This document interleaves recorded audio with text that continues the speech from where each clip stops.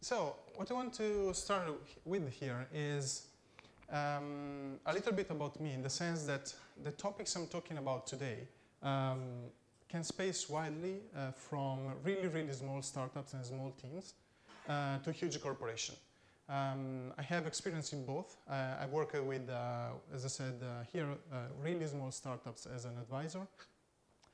And I work with huge companies like Red Bull or Nokia. So what I'm talking here can probably apply to pretty much every kind of environment you're working with. And of course, currently I'm working in Automatic, that is the company behind WordPress.com. If you want to ask questions because you don't feel to ask them in person, here's my Twitter handle. The first thing I got when I was making this presentation was, why are you doing this? Are you trying to turn developers into designers? What's really the objective here? I don't understand why you're doing this. Well, there is a reason, right? The reason is that, yes, to create a design from scratch, it's difficult, right? You probably need to be a designer. There are a lot of skills involved. The field is huge. So that's okay. I mean, let's leave that to designers. We don't need that.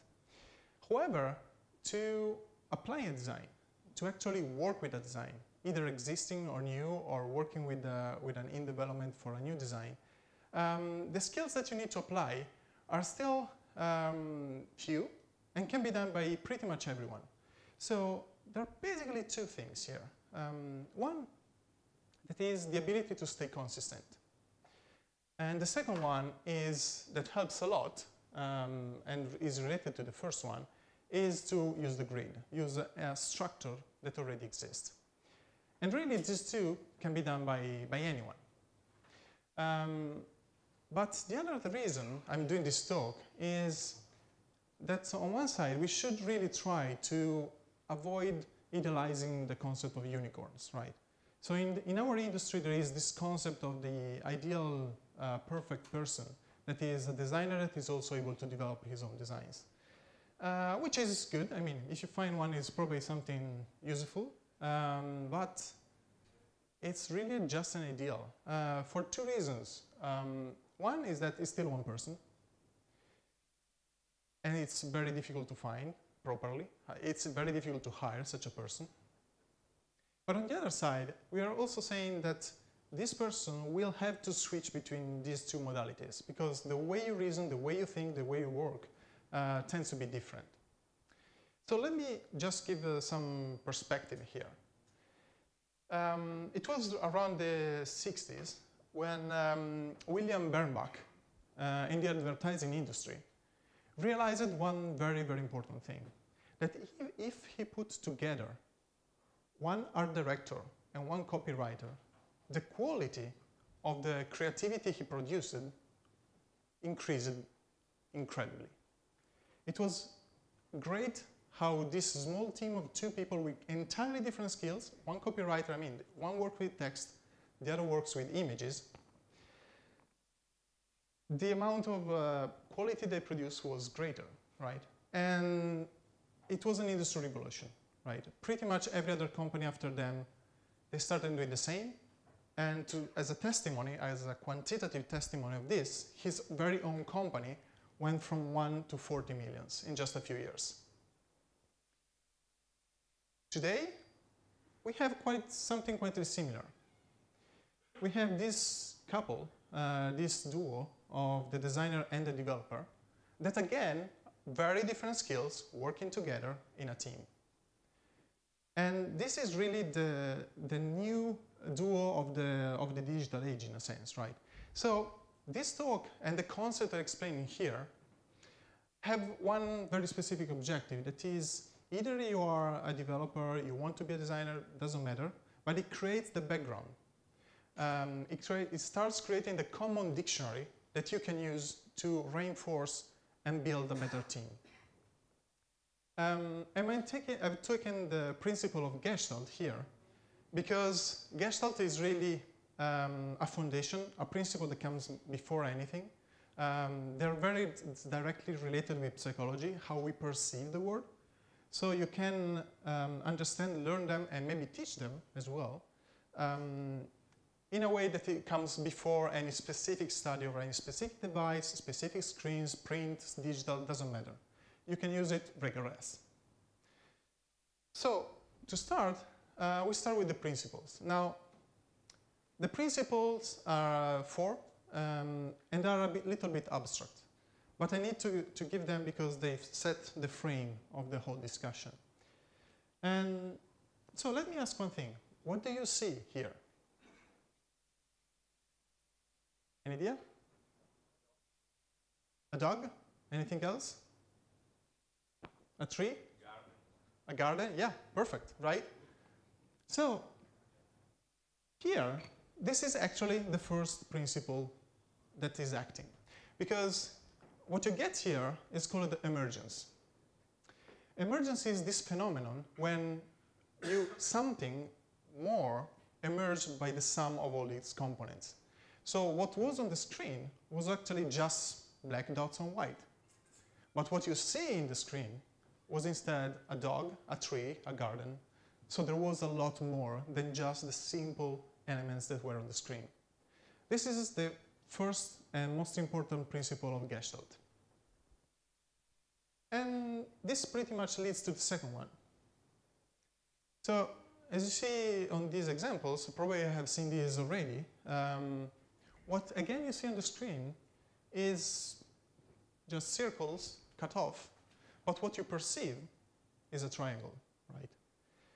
So what's happening here is that you actually perceive not just that, I mean, as we were saying before, that you see more on what is there, but actually you're perceiving object that really doesn't exist.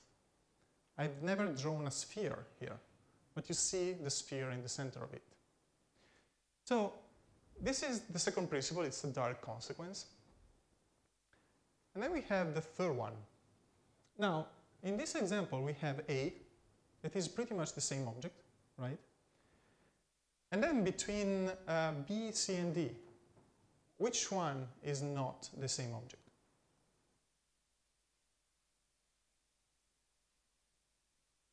Which group? B, right? Clearly B. But what's happening here? So why it's so obvious in a sense that is B your answer?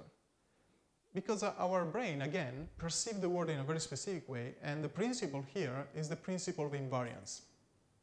And this principle tells us that we are able to perceive this very same object, so we recognize we were seeing exactly the same thing, regardless of rotation, transformation, distortion, style.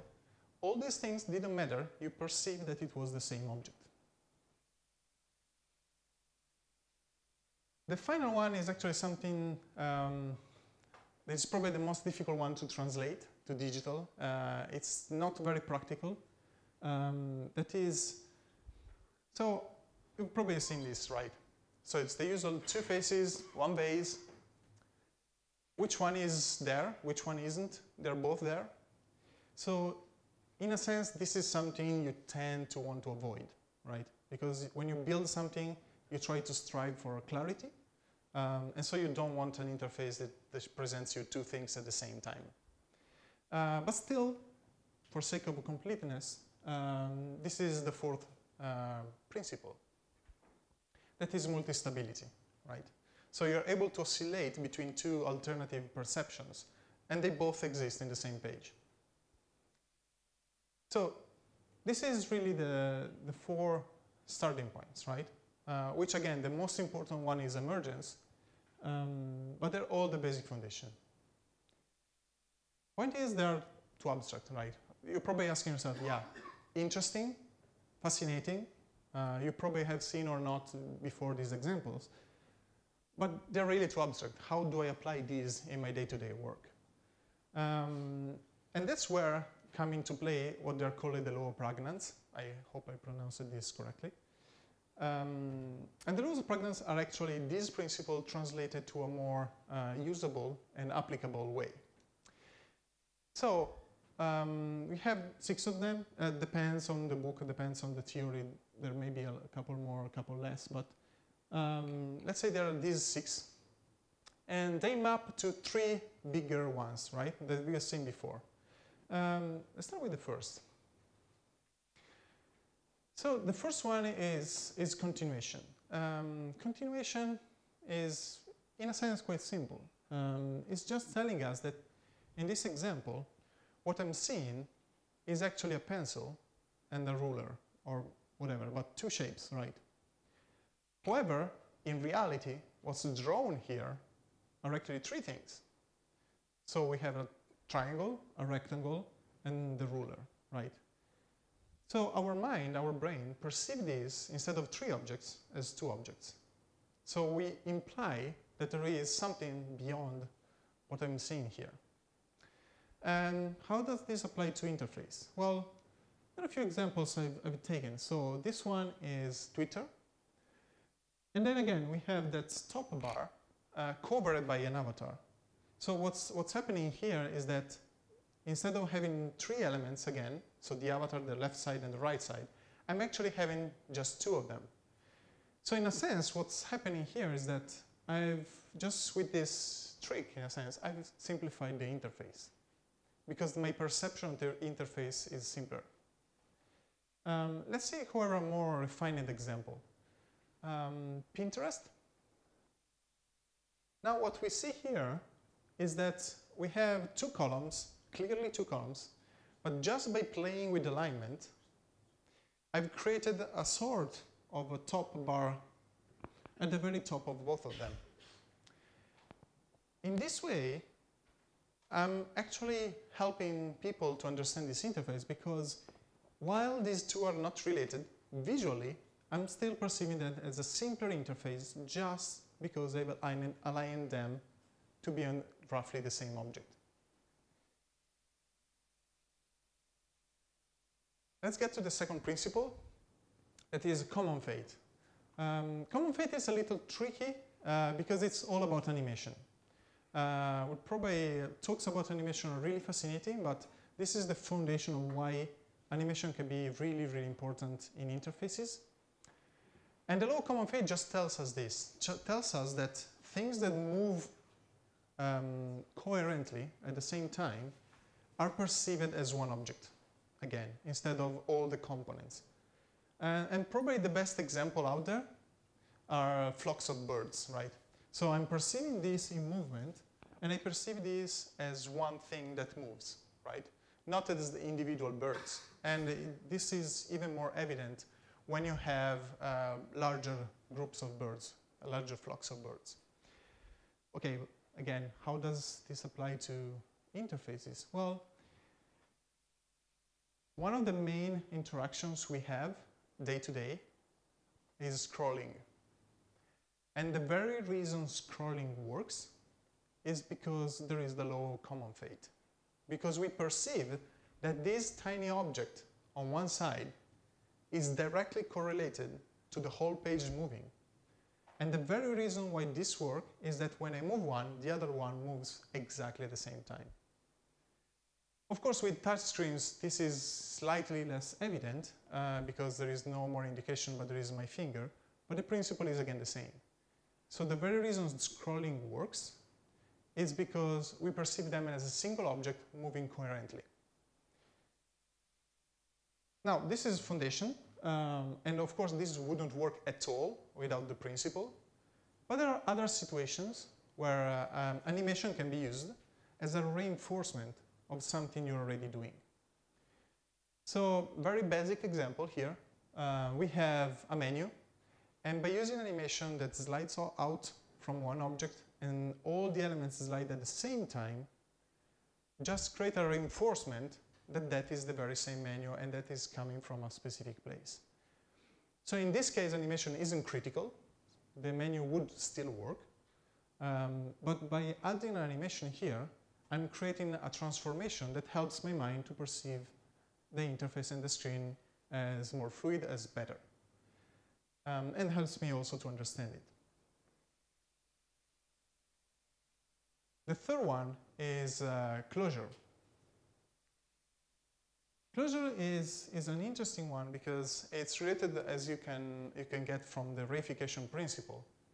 And it's basically tell us that our mind tends to complete things that are just there with just a few lines, right?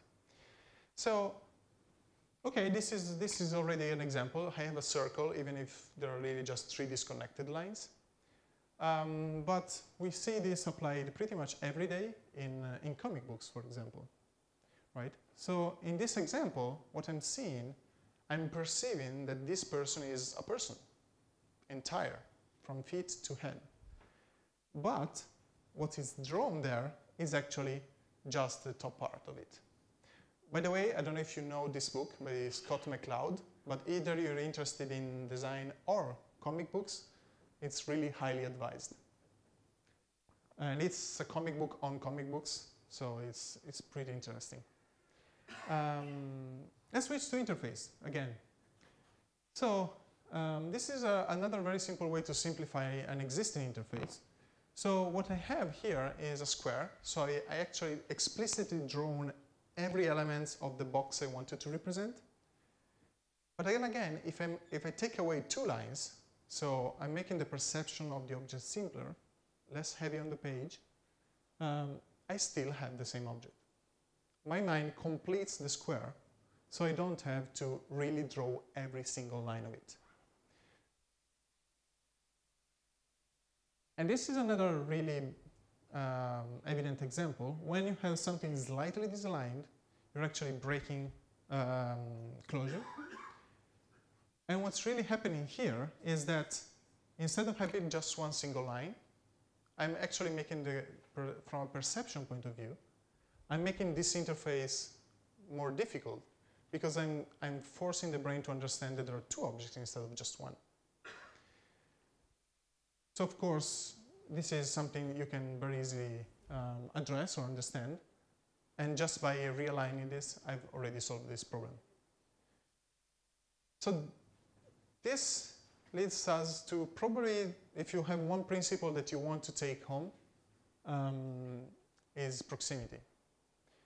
Proximity is the most important one because it's very easy to correlate with meaning, and it's very easy to use day to day. And I'm making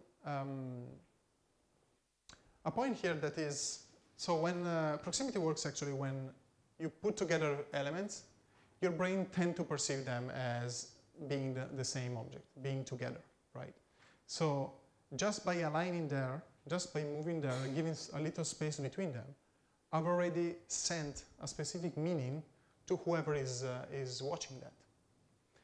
How does this apply? Well, very basic examples. This unfortunately is something that still happens a lot on the web.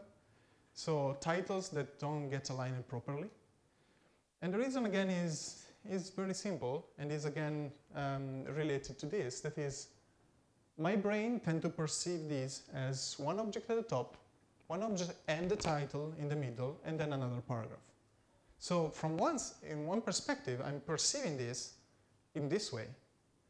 However, when I read the page, I actually understand that that title belongs to the bottom part. So I'm creating a disconnection, right? My brain tells me, my visual perception tells me one thing, my reading on the other side tells me another thing, right? So the fix here is quite easy. How this is important? Well, if we take, this is a photo of the first space shuttle. And then again, when they had to build the dashboard with a lot of constraints, a lot of problems, still, they grouped together all the elements that belong to the very same function. And what's even more interesting here is that there is pretty much as much space around the object than the object itself. So space here plays a lot of role, and the only reason is to help anyone that needs to work on this, that they're working on the same functionality, and that's there.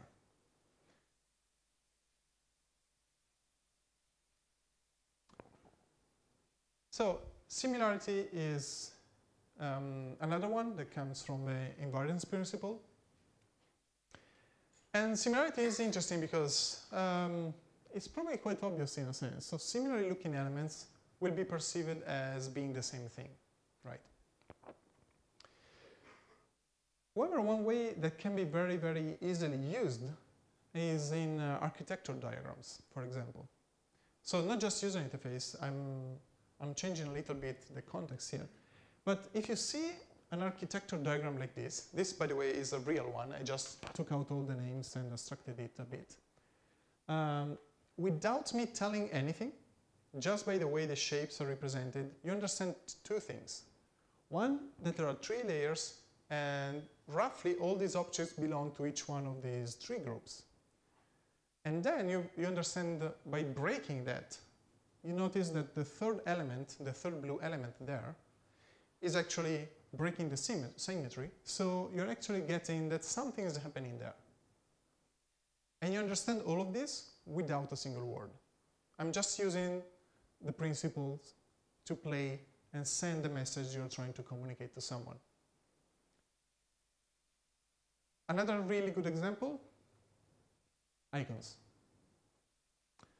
So icons are a great way because when you use that, I mean, they can use it just for visual appealing, but you can use them also to reinforce and send a specific meaning across different pages, different screens, and different interfaces. And the reason is that the very same icon that gets replicated on all these screens and all these interfaces is actually telling me implicitly that that is exactly the same function. So I expect that when I click that icon on one screen and I click the same icon on mobile, the same thing happens. And the reason why this works is again the principle of similarity. My brain perceives that in that way. Then we have the law of focal point. The law of focal point is, in a sense, both the simplest one and the easiest one to abuse. In the sense that law of focal point just tells us that if there is a kind of homogeneous context, so from a background of similar things, and I make one stand out, you immediately perceive that as different. And so my attention gets focused on that single element. Right? Pretty simple. So if I suddenly change my style of presentation and I go with huge title and representing this, you start seeing, your brain at least starts perceiving that something changed. And so probably your attention raises a bit. And so I can use this to send a message. But then, if I start doing this over and over, I've already broken it. It's not working anymore. Just by repeating it 2 times. Right? So this works, and works really well, as long as you don't repeat that too much. Repetition breaks it, right? Because you're not creating any more a focal point, but you are diffusing the attention. Let's see, what does this mean? Well, these are 2 really good examples. Focal point is very, very important on landing pages. So I try to create a context where I have a page that represents the background, and then I make one thing stand out. More or less, depending on the strategy, depending on what I'm trying to do. And different things may be done in different ways. So, for example, in this example, even the way the person watches it is again a reinforcement, a very subtle reinforcement that plays on our psychology. But then again, these 2 are both really, really good examples. I want to note you another thing. I don't know if you noticed, but the moment when this screen appeared, the 2 sides moved in at different speeds, right? I don't know if you paid attention. You're going to see that now again in a second.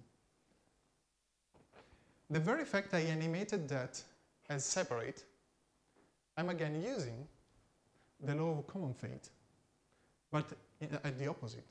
So I didn't want you to perceive these 2 as the same page, because I would have sent the wrong message and your brain would have taken more to, oh wait, there are 2 screens, not just one. But the fact that I animated them separately, your brain already understood, yeah, there are 2 separate screens, I got it, and you're already there. So back to this example, we notice that actually links are a really good example. Because when I'm reading a text, I'm creating an homogeneous context again. So I have this wall of text, black probably, or dark color. And then suddenly, I see something that is colored different, maybe underlined. I know there's something going on, right? And that's a link. That's exactly why link works. Because I'm creating something that takes my attention out of the page, and I know that I can do something there. And let's make another point on this. So these are three very different examples of how the focal point can be used. And another one is to create flows, right? So in this case, I'm using both similarity, because I'm using the same styled button across an entire flow. This is the Twitter registration flow. And it's the only button that stands out in each and every page. So I'm using both focal point and similarity to make this entire flow works. And it works.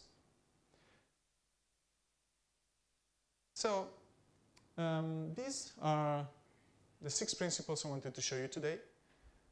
These are pretty much the foundation of, yes, visual design, graphic design, but also just how our brain works, right? There are probably discussions that can emerge from this, how the sum is more of the individual parts that can extend beyond graphic design.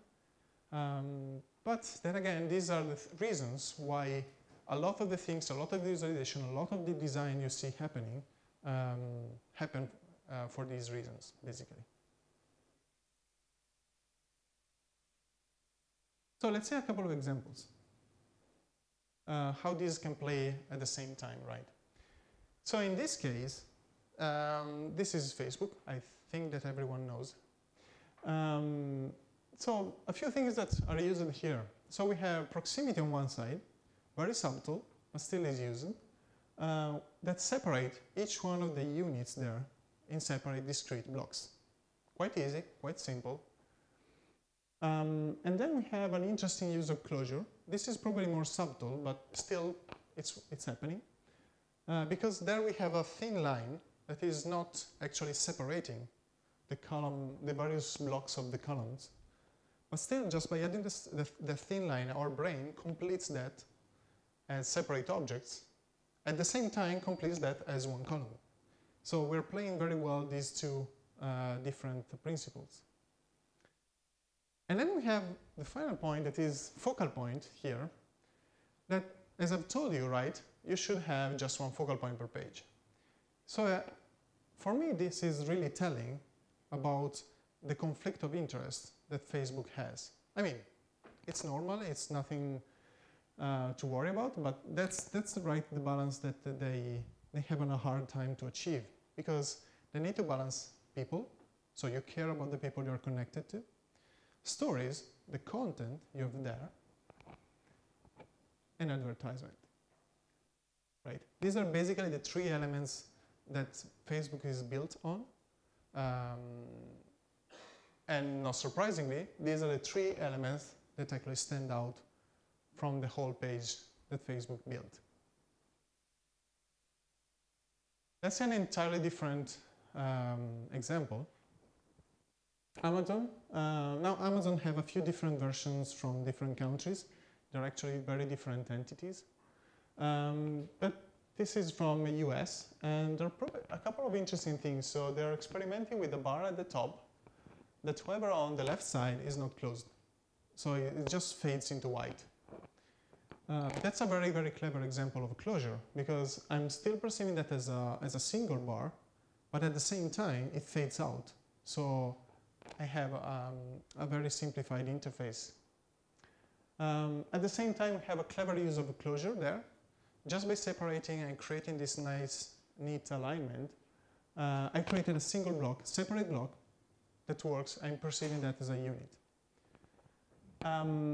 Similarity in the middle, and this style of blocks is not used anywhere else in the website. So when I see that kind of style, the kind of structure, the kind of visual element, I'm sure that there is a way to switch between different delivery modes. And then, of course, we have focal point. Since the objective of Amazon is clear, it doesn't conflict, they have just one objective. And that's the only button that stands out. Now, I've made it grayscale to make it more evident my highlight, but that's the only yellow thing on this page. Bright yellow. Right? Pretty clear. So let's move to grids. I mentioned that quickly before, right?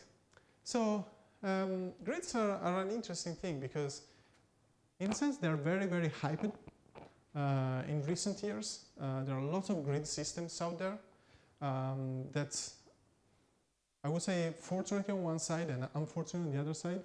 A lot of developers and even some designers take blindly and just use them. But grids work actually for very good reasons.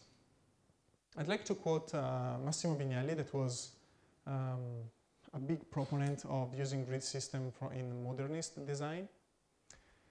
And so, yes, grids are one of the most important tools we can have in building interfaces, print, pretty much anything that visualizes something.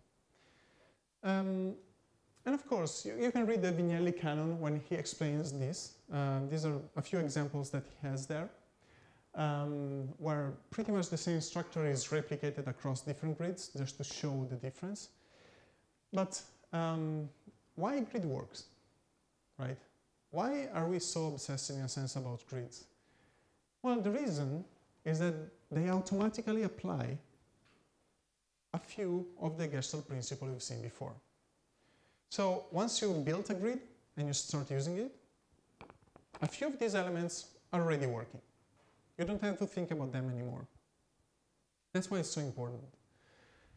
However, what's here is that it's not just about saving time.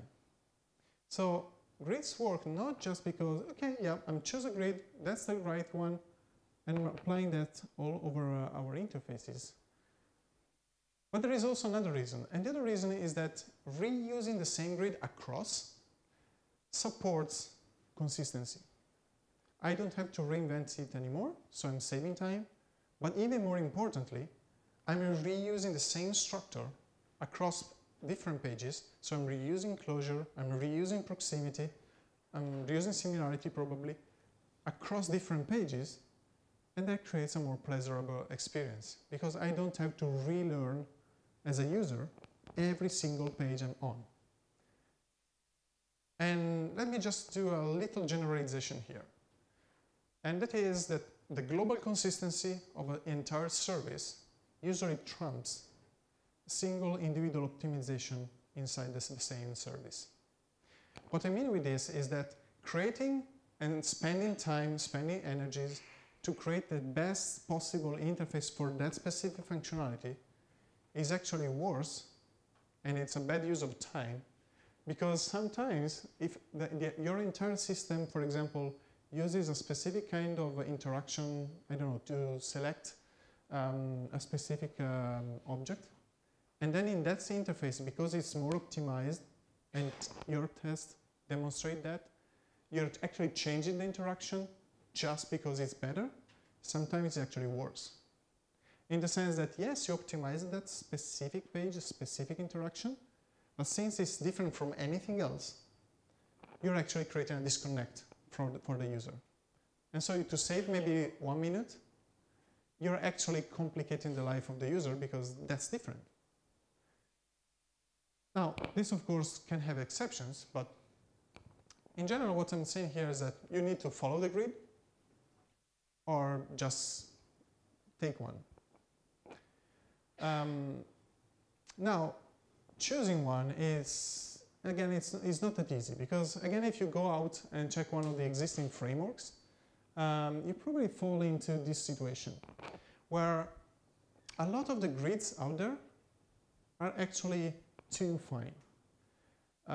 In the sense that if I get to an extreme, if I create or use a grid that has columns 1 pixel wide, what's the point, right? So a grid that is too fine is actually pointless because it's not helping me. So most of the time, you need to take that and reduce it. And of course, we have the opposite.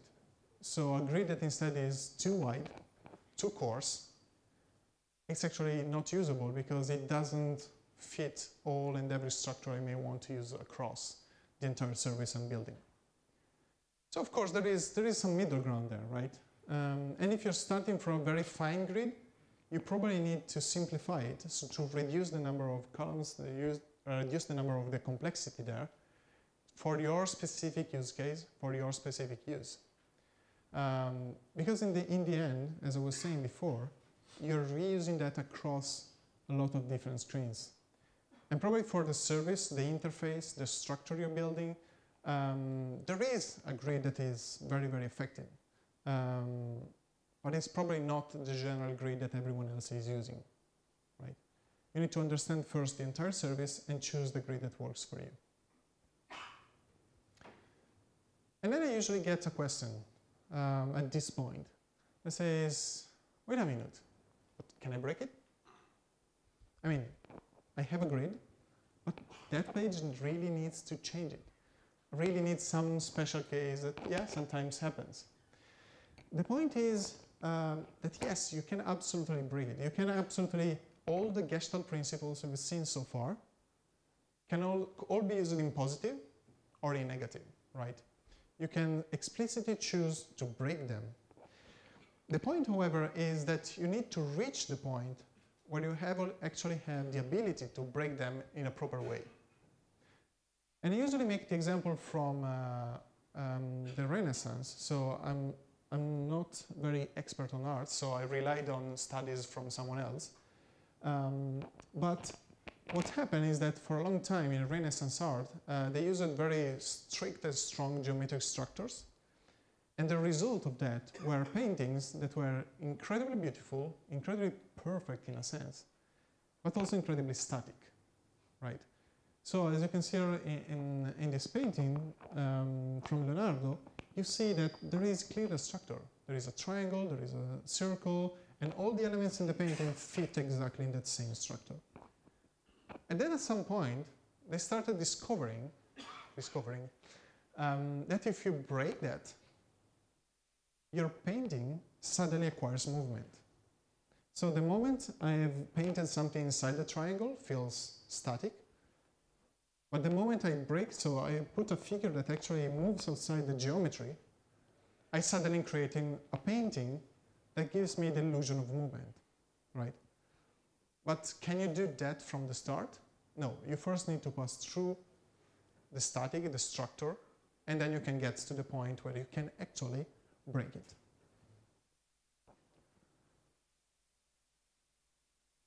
This leads me to one of the most recent and important trends in web design, that is responsive.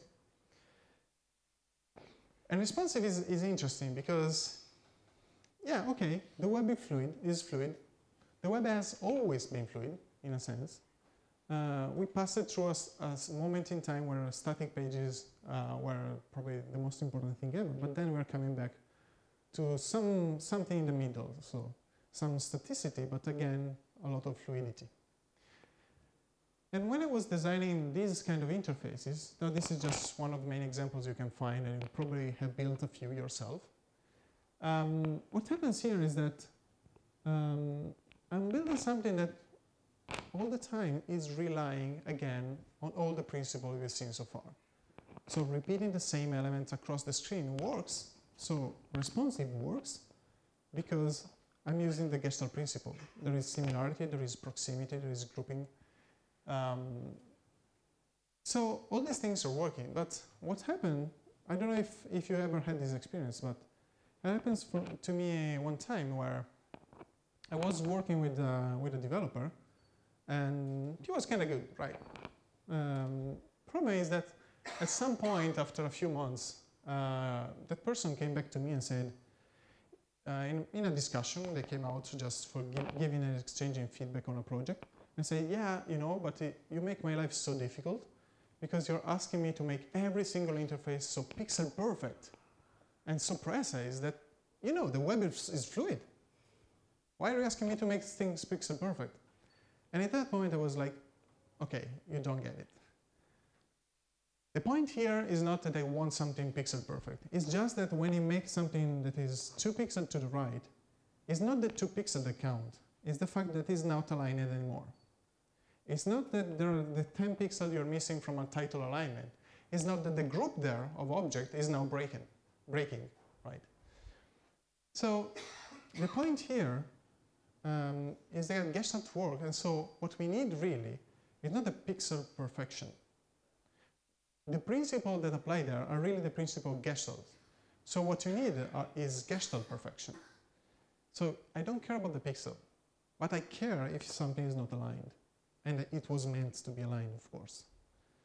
I care if something is not anymore grouped and is not perceived anymore as a single object, because again, you're breaking the meaning and the effectiveness on that very specific page.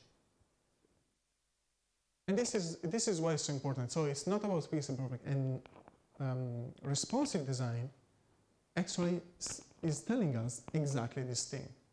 I don't care if on this specific screen I'm getting or losing 10 pixels on the side.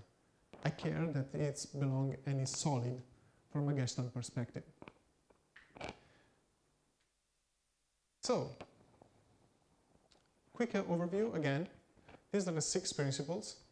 And again, if you want to take just one home is proximity.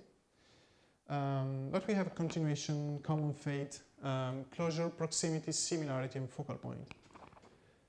Now, another thing that may came out in the discussion about these topics is, yeah, you know, but I work on such a product that doesn't really need a few of these things, because I'm not working on aesthetics. I'm working on something that just works and we just need to release it. The problem is that it's pretty much the same thing. There was a moment in time when we were separating usability from aesthetics, until someone started doing researches and they discovered that actually, if I make something more beautiful, at parity, so if the usability in a sense is the same, if the interaction model is the same, but one is more beautiful, I'm saying explicitly beautiful, the second interface performs better. Not just looks better, performs better. Has lower execution time, is perceived by the user as a better interface, and the user takes less time to go through it. And is more happy when you reach the end, so he's probably going to use it anyway. So this is specifically why the two things can be really separated. And to close this is, again, this is a kind of bridge topic, right? So Gestalt principles are a very good way to create this common dictionary between designers and developers. So you can reuse these concepts to, for example, teach an internal team, or you can take them and take them home and may work just for you. But on the other side, sometimes people come to me and ask, okay, what's next? I want to learn more. And unfortunately, of course, the user experience topic is really huge, right? I'm not saying that that's a thing of user experience. Pretty much every discipline has this, right? But of course, user experience, as any other discipline, is incredibly complex, and you can get in from very different sides, and you can learn more about very different topics. So it's difficult in a sense to suggest something without knowing where you're coming from and where you want to go, because there is really not that thing called a UX. However, I may give you 3 hints here if you want to go further. One is the elements of user experience. That is, in a sense, an old book, because it was written quite a few years ago, but it's incredibly well done because it gives you the whole structure of how an interface can be built, specifically tailored for the web. And even if a few concepts may be, in a sense, out of time, still the structure and the mindset it gives you, it's absolutely great. The second topic is instead, the second book here is The Inmates Are Running the Asylum.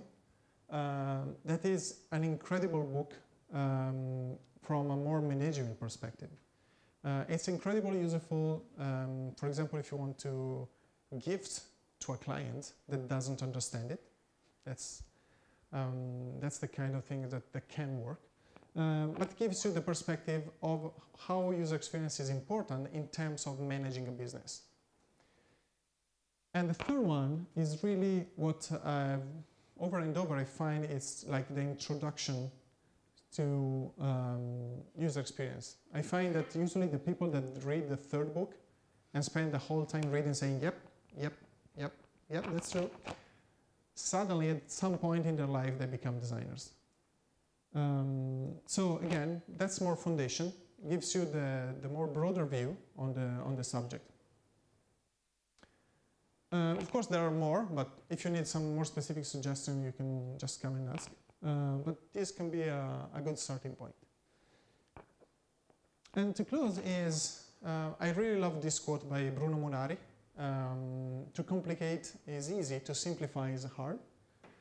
And this is absolutely true, because it's very easy to add just a feature, add just one button, add just one more thing. And it's very difficult to take it away.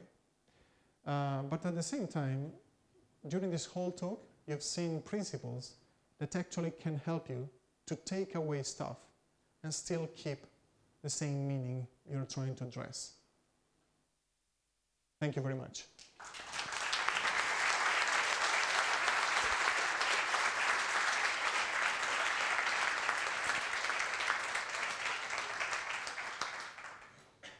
Any question? We have a few minutes.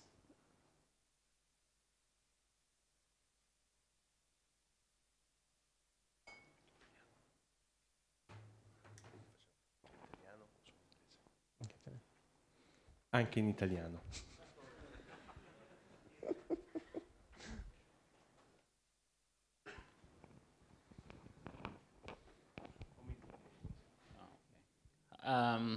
Can you actually describe a situation where to introduce movement in a web static page, you broke the grid? Sorry, I didn't get it.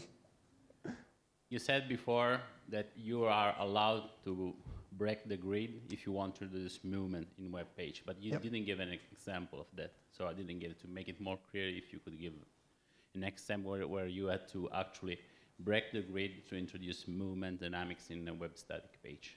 Yep, okay, sorry. That's true. I actually, in the specific context of user experience and designing for digital medium, in a sense we actually don't need that because we have actual movement. So most of the time, finding the example you're asking is incredibly difficult because most of the time you just build the animation itself. So you don't need to create the illusion of an animation, you just build the animation. That said, there are, in a sense, if you remember the homepage with the guy looking at the button, that's a little bit in that direction because the positioning of the elements may not be out of the grid, but the kind of connection between elements that belong to entirely different parts of it is actually creating the kind of focus shift that you're actually trying to achieve with movement. So it's a very good question because an example is difficult to find and you actually find exactly the edge of that topic. But in this direction, I would suggest more to switch immediately to studying dynamics of animation.